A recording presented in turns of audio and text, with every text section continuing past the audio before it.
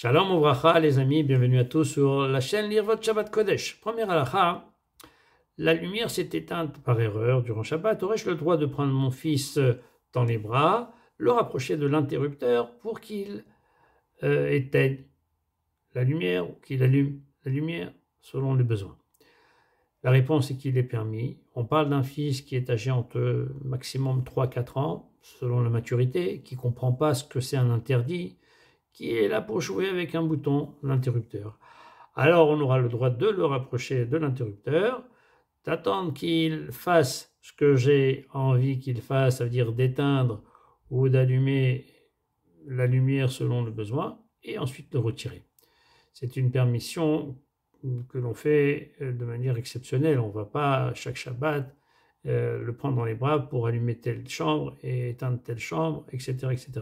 Dans un cas d'erreur, dans un cas extrême où on a vraiment besoin de la lumière, ou qu'elle soit allumée ou qu'elle soit éteinte, on le fera sans aucun problème. Beaucoup de décisionnaires le permettent. Il y a bien sûr aussi quelques décisionnaires qui l'interdisent, qui ne permettent pas de rapprocher l'enfant de l'interrupteur, qui permettent uniquement de le laisser dans la pièce. Mais en tous les cas, on aura sur qui s'appuyer dans le cas où on voudrait prendre l'enfant dans les bras et le rapprocher près de l'interrupteur pour qu'il allume ou qu'il éteigne la lumière.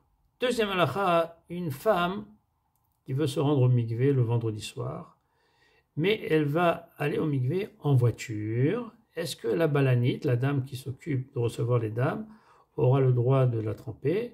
La réponse est que oui, elle pourra la tremper sans aucun problème, mais il est bien qu'elle lui demande, après s'être trempée, de rester dormir chez elle, d'inviter chez elle, ou de rester dormir dans une maison qui est à proximité du mikvé, pour l'éviter de retourner chez elle en voiture.